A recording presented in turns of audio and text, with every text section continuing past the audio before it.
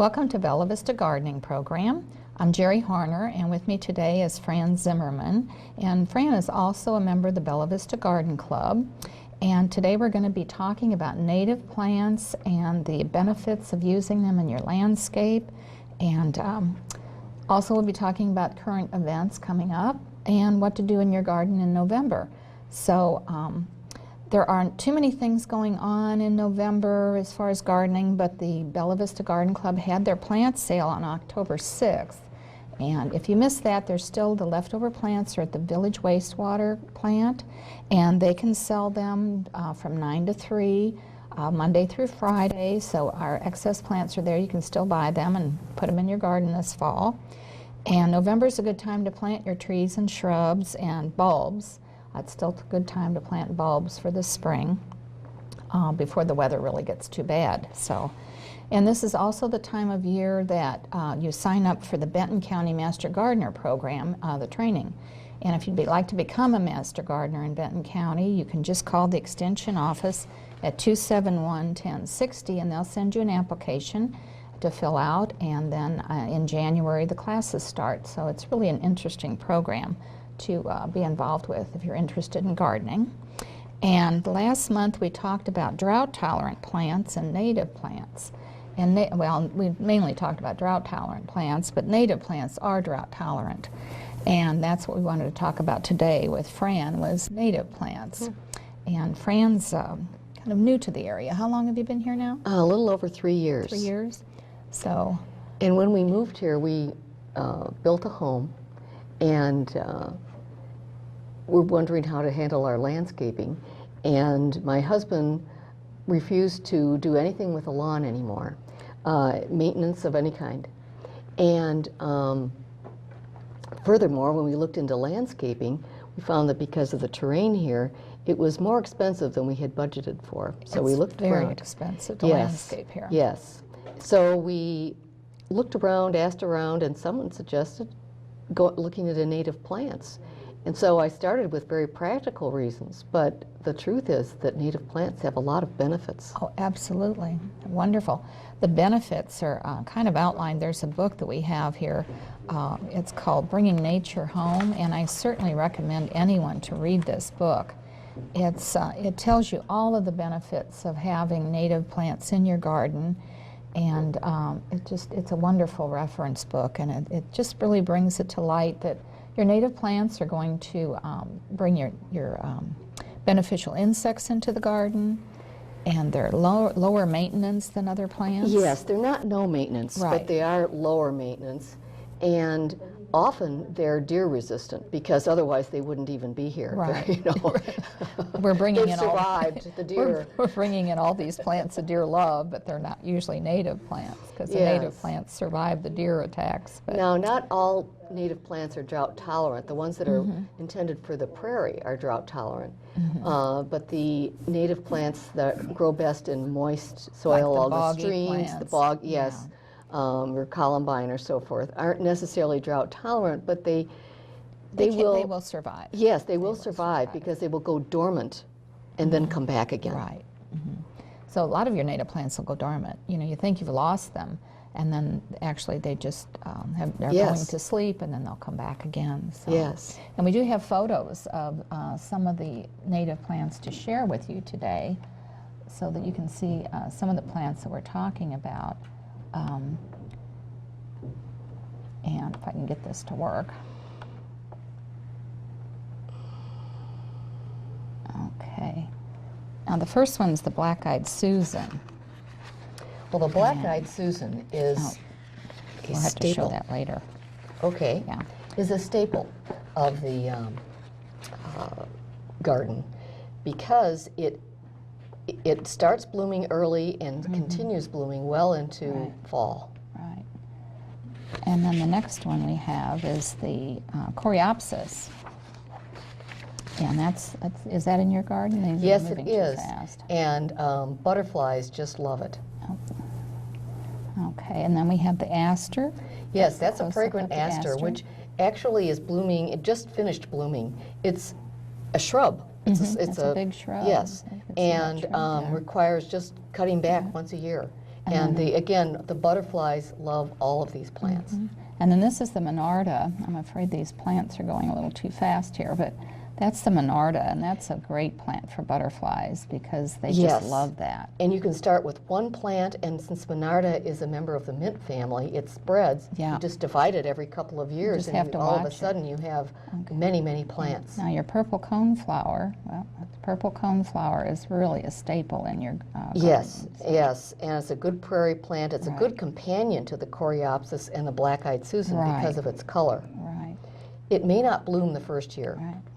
And then this is the Yopon holly. Now you see a lot of these in the Yes, in the it's a native evergreen holly. It's graceful and it's less formal looking than some other hollies are.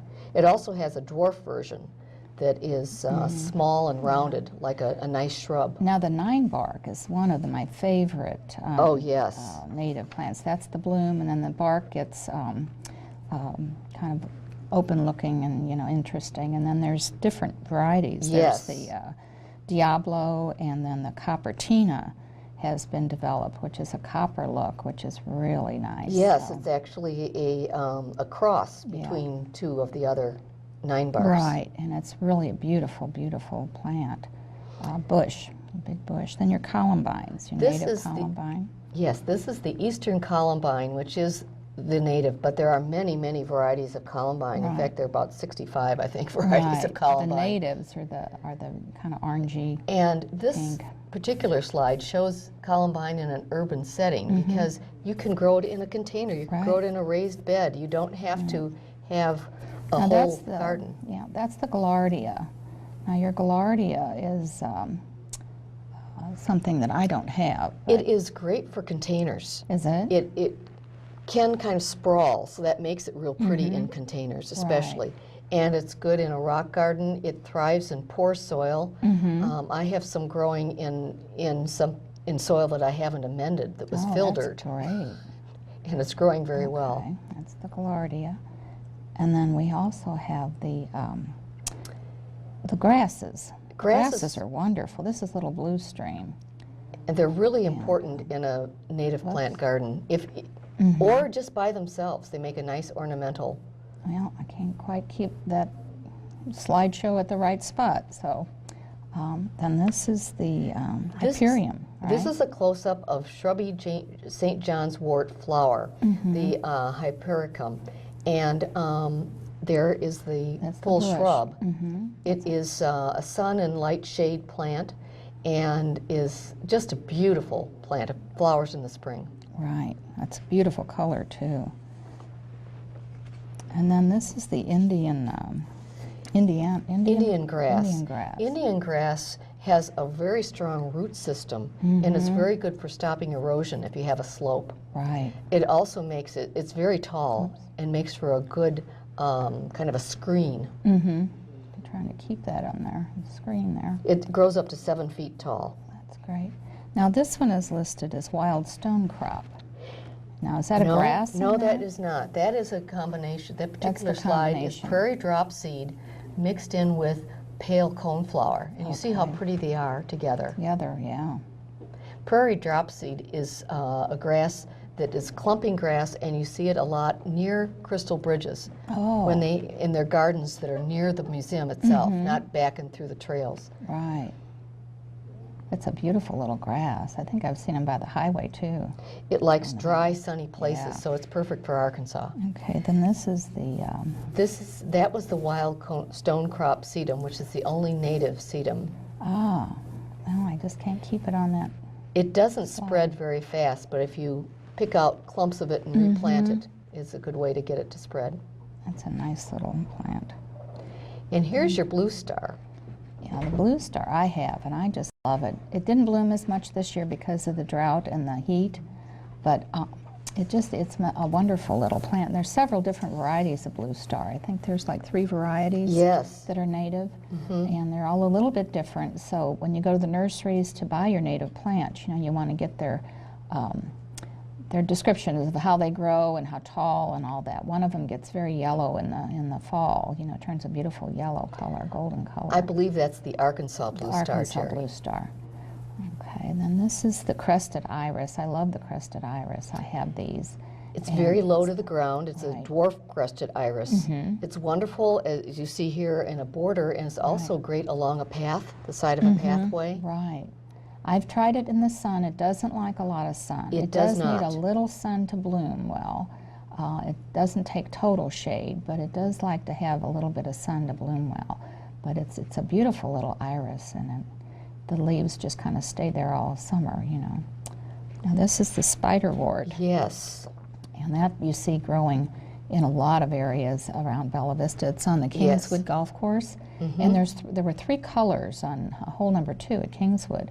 There was like the purple and the pink and the lavender. So we had 3 different shades of it. It also comes in There's white. in the pink and the white. Right, there's the pink. There's the pink. It is interesting. It's a beautiful flower, and you have to catch it. It only blooms for two or so days. It just blooms a short time, but mine did rebloom at one point. That's wonderful. So that's great. And this is The celandine poppy. And I must report that the deer ate mine. Did they? Yes, they did. Oh dear. Well, see, they disappear in the summer anyway, basically, don't they? Yes. They come back. But mine So. disappeared before their time. Oh, I see. The deer were eating unusual things this year. The deer ate things that they normally don't eat Yes. this year. So, and the celandine poppies was one of them. It is a shade plant It's a shade, very. with moist, enriched soil. And your sun plant, your phlox, your phlox are beautiful in this area. And there are several varieties, Jerry. There's the Right. low-growing mounding type. They're the taller. Some even get as tall as 5 feet. Right. And some are 2 feet. And So you see some of these that are at like abandoned homes along the road, and you know they still have their phlox blooming right next to the house, and they're just totally ignored. So yes, these are perennials and just keep going. Now this is the obedient plant. Do you know why they call it the obedient Well, plant? it's not obedient, it's not, for sure. Well, in one way it is, and that's when Oh. you bend the stem, it will stay there. It also means that when there's a high wind and it blows over, it'll stay there too. Right. But you can bend it Move back, back up up again. again. However, it's not obedient in that it spreads aggressively. It does spread. You have to So, watch it, you know, yes. and just control it. Now I have the white obedient, which is called Miss Manners, and it's a variety of the obedient, and it's not as invasive. Yes. It does grow in a clump. Which is why it's called Miss Beautiful. Manners. Miss It's a little Manners. more It does polite. behave itself, but the purple is beautiful, and the butterflies love it.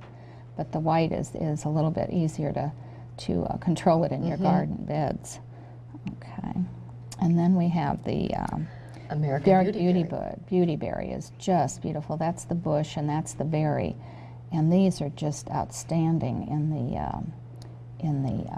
woods. You see them Yes. all over, and they're just gorgeous berries. I have 2 planted in my yard against the woods. So I do too. So you just see them up against the edge. I was reading one suggestion for planting them alternately with the 9-bark because that the would be flowers beautiful. complement yes, each other. Yes, they do. Now this one is the coralberry bush, and that's the berries. But the bush is, got little tiny leaves, and it's also called Indian currant. I have one of these Yes. along the edge, and you see these a lot in the woods. But they're a really pretty little shrub.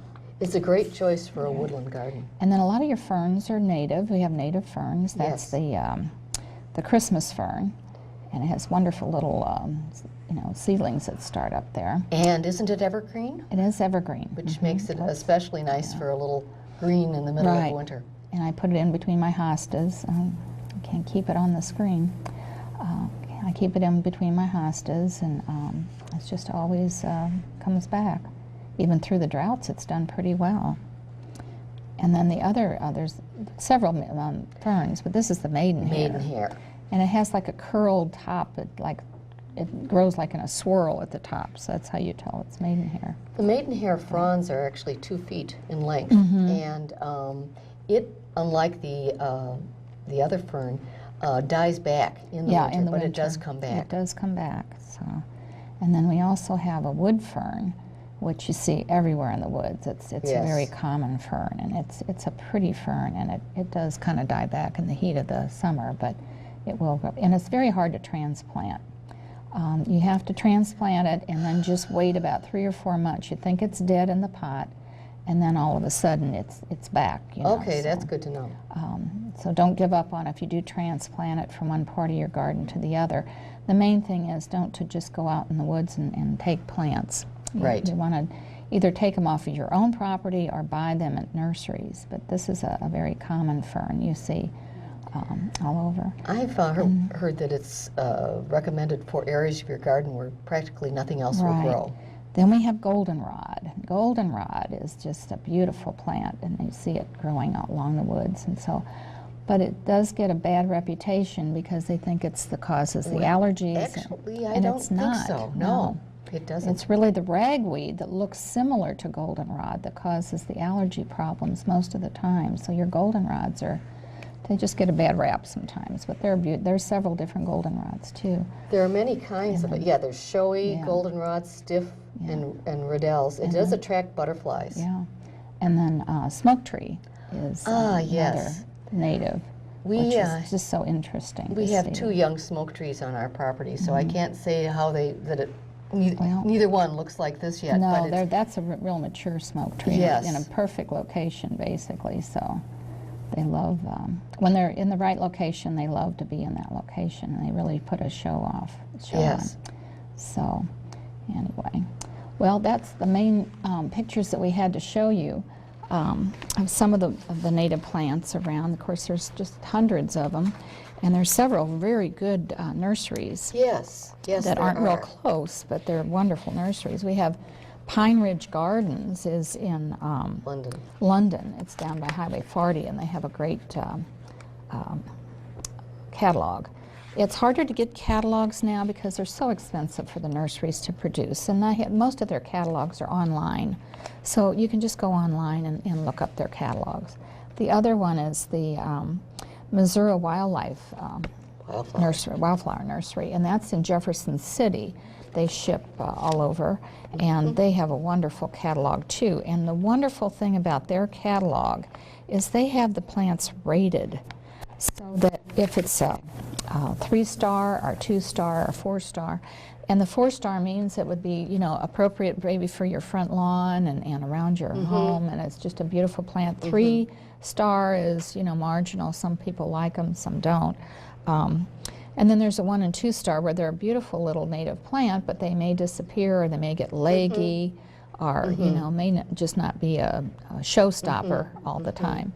So what's really nice is they are rated as far as their beauty and their growing habits and so forth. So, and this is also online. Now these catalogs are linked. We have links to their websites on our website, thebellavistagardenclub.com.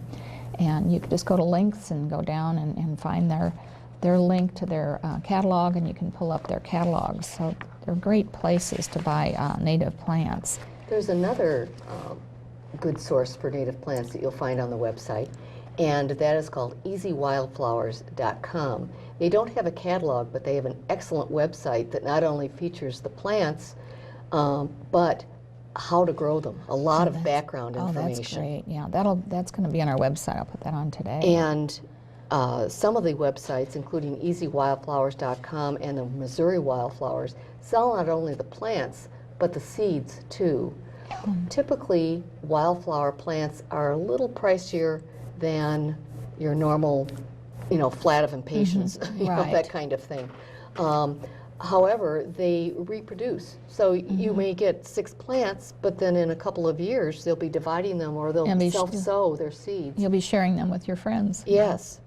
Another thing to do is to buy the seeds. Now, when you plant the seeds, follow directions, of course, on the package, but you'll need to be careful when they come up that you weed out the little weeds that are coming too. So you have to be able to identify the plants. Yes, exactly. You have to know the plants from the weeds. Right. One thing I did last year, I had a slope and wanted to economically cover it with wildflowers, and I bought a bag of wildflower seed for $10, and it has 50,000 seeds in it. And they had it for various areas, and it is intended to be just easy grow kind of a mix. You see a lot of those mixes, and some will come up and some won't. Exactly, so. and some of these websites also carry their mixes that are tailored for this area. This Right. is a national brand that's just like a Midwestern. Just mine generic, basically, Yes, yeah. but if you want something that's more tailored to Arkansas, I would go to one of these websites for one of their mixes. Right. So it's a wonderful way to get the native plants in and get us started with wildflowers and native plants. So. I also brought another show and tell, Jerry. Oh, yes. Yes, I did. We were talking about the Black-Eyed Susan, and this is a staple of the garden. These are still blooming in my yard this morning. So it's early And I just November. looked- They're yes, still early blooming. November, and they bloomed all through the summer. And my husband and I went to Crystal Bridges in August. And of all the flowering plants, the only ones standing and looking good It's a black are Susan. the Black-Eyed Susans. All right. They look wonderful. So, and then I guess we need to talk about a little bit about what to do in your garden for November, other than planting your seeds for wildflowers and native plants and your annuals. They're basically gone for the summer, for the winter, but you can plant pansies or violas, and for winter color, maybe your cabbages, and most of your herbs have gone.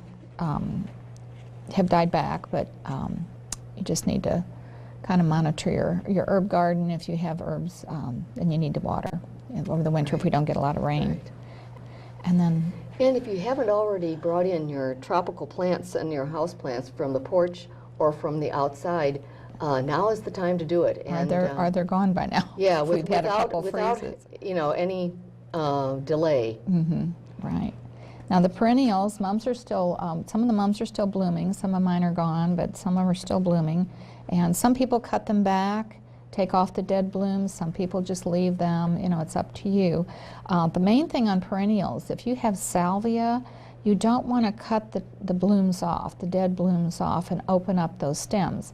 Those stems are kind of hollow, and water can get in there and freeze the plant and kill your plant. So that's, I think, the reason why a lot of salvias die over the winter, that they're cut off and that water gets into those stems. So be sure not to cut off your salvia. Just leave them, for the winter, and then they'll come back in the spring. So That's good to know. and then roses, we can have. Oh, roses. To prevent freezing, it's a good idea to put some extra mulch on them for the winter. If they've grown pretty tall, you can also cut them back a bit at this time to about 3 feet.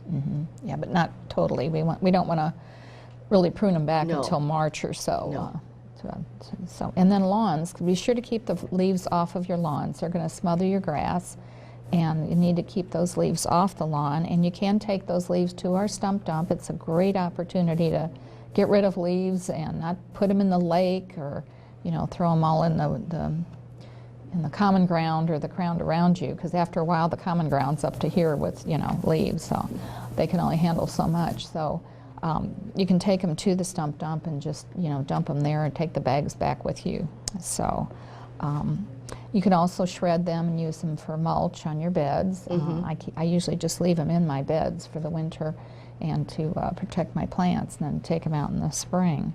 So Yes. and you can still plant trees and shrubs now. Yes, you can. In fact, this is a very good time, just at the end of the good time to plant them. Yeah, and then bulbs you can still put in. I still put, sometimes I'm in December, if the weather's nice, I'm still putting in spring bulbs. So the vegetables are just about gone, unless you Yes. have some winter crop, or you have a greenhouse or some kind of a cold frame to keep them in, but it's going to be pretty much the end for the vegetables. So. But it's a good time to add some organic matter. Oh yeah, get them ready get that ready for spring. Put your compost in there and let that sit over the winter and Get nice and ripe.